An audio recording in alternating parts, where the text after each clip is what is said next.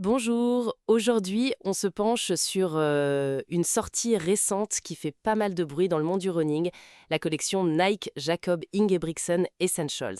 Elle est sortie mi-mai, c'est ça. On s'appuie sur un article assez complet du site Athlé Expliqué.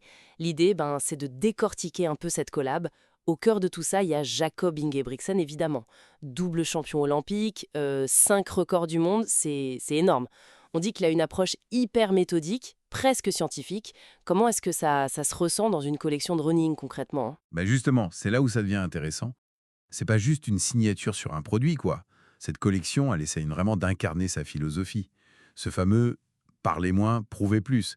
C'est pas qu'un slogan marketing. Ça se voit dans le design, hein. Très épuré, noir, blanc, gris, quelques touches dorées. Et surtout, ça guide les choix techniques. Tout est pensé pour l'efficacité, sans superflu. D'accord, je vois. Alors regardons les chaussures. La Pegasus 41, si j'ai bien compris, c'est la chaussure de tous les jours, pour tous les niveaux de coureurs. C'est ça, l'article la présente comme ça, ouais. La chaussure d'entraînement polyvalente par excellence. Elle a la nouvelle mousse React X. Apparemment, elle offre plus d'amorti, plus de retour d'énergie que l'ancienne React. Et elle est un peu plus écolo, l'empreinte carbone est réduite. Et il y a un petit détail sympa, 5 étoiles nordiques sur la semelle intérieure. Un clin d'œil à sa famille, je crois. C'est le choix pour faire des kilomètres, confortable et durable. Mhm. Et ensuite, on a la Zoomfly 6. Là, on monte d'un cran niveau vitesse. Pour les entraînements type tempo, seuil. Exactement. Elle combine cette mousse React X avec une plaque carbone sur toute la longueur. L'objectif, c'est plus de dynamisme, une sensation plus proche de la compétition, tout en gardant un certain confort pour les séances qui tapent un peu. C'est un modèle qui plaît bien en général. En 4. Qu'est-ce qu'elle a de si spécial, celle-là, hein? Ah ben là, on est sur la performance pure, hein. Le truc, c'est la mousse ZoomX. C'est la plus légère, la plus réactive de Nike. Celle qu'on retrouve sur les chaussures des records. Combinée, bien sûr, à la plaque carbone. L'article met l'accent sur la propulsion, la légèreté extrême. C'est vraiment l'outil pour aller chercher un temps. Et pour la piste, il y a des pointes spécifiques aussi? Oui, deux modèles.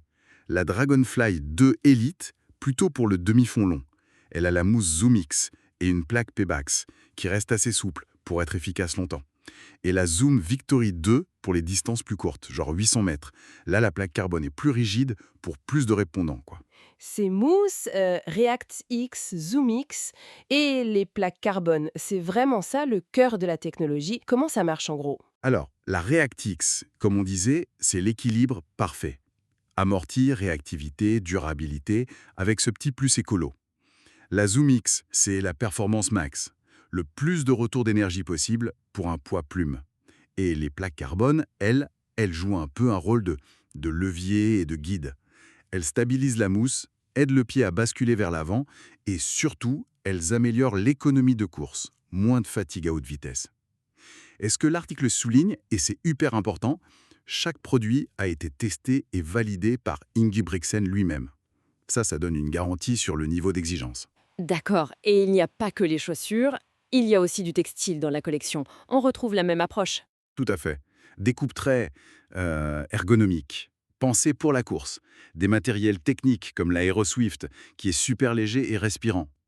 Et le même design minimaliste, blanc cassé, noir, gris, doré.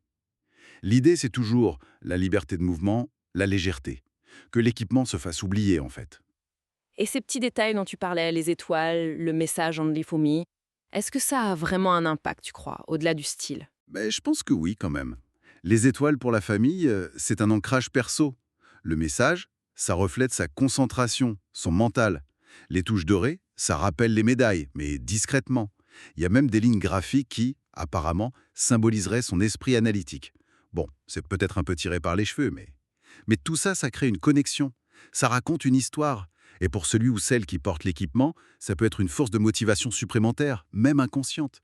C'est une façon d'adopter un peu son état d'esprit.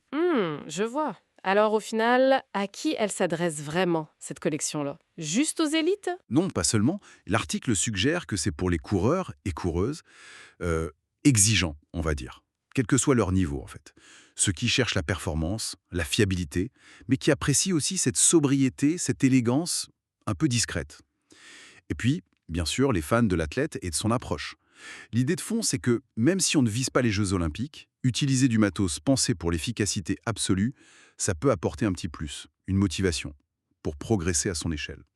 Donc pour résumer, on a une collection qui essaye vraiment de traduire la rigueur d'un champion comme un Jean Blixen dans des produits concrets, en s'appuyant sur des technologies pointues comme ReactX, ZoomX, le carbone, et avec un design très focus sur l'essentiel. Petite question qui va au-delà de l'équipement. Cette approche d'Ingebrigtsen, cette discipline, cette quête d'optimisation quasi obsessionnelle, hein, on peut le dire, est-ce que ça peut nous inspirer au-delà du sport, dans notre façon d'aborder d'autres défis, peut-être? C'est une piste de réflexion intéressante, je trouve.